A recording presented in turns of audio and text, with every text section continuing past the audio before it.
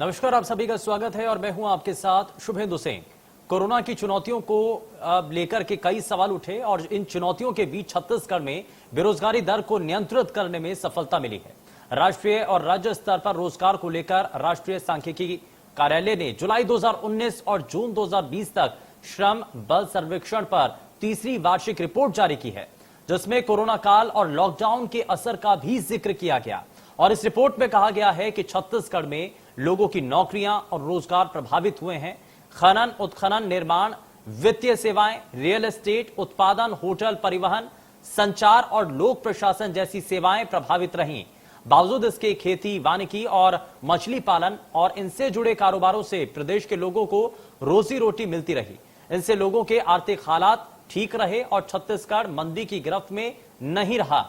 और ऐसे में कई और दूसरे काम हैं जो कि प्रभावित नहीं हुए हैं, क्योंकि ज्यादातर फैक्ट्री और कारखाने बंद रहे। लेकिन इस दिक्कत को सपोर्टिंग सर्विसेज ने कवर किया।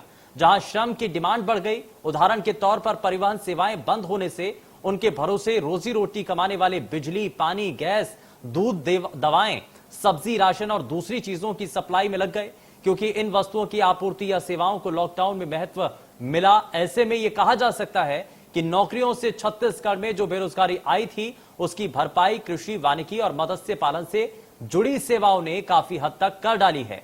और आज इसी मुद्दे पर हम बात करेंगे। हमारे साथ कुछ खास मेहमान भी जुड़ेंगे, लेकिन उससे पहले आपको बताएं कि ये जो तस्वीरें हैं बेरोजगारी को लेकर के जो संकट बना हुआ था, फिलहाल इन आंकड़ों के जरिए साफ है कि प्रदेश की स्थिति बाकी इलाकों से, बाकी राज्यों से बेहतर नजर आती है।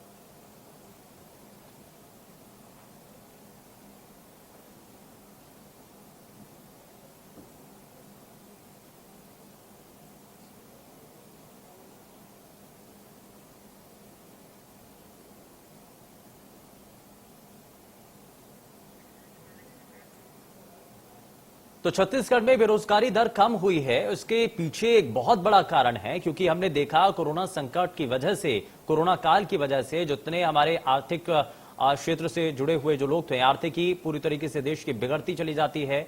बहुत हद तक नुकसान देश को होता है। दुनिया के अलग अलग देश इससे जूझते हैं। बेरोजगारी का संकट न सिर्फ किसी एक देश पर हुआ, बल्कि दुनिया के अलग अलग देश इससे प्रभावित नजर आए।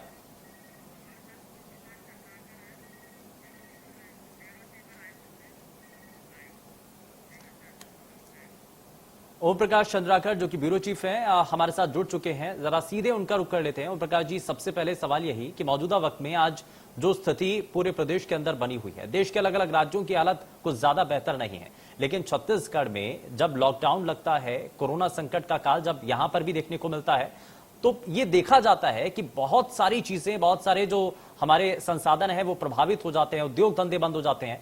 लेकिन कृषि क्षेत्र एक ऐसा क्षेत्र है जिसने जो प्रदेश की रीढ़ है उसको मजबूत बनाए रखा।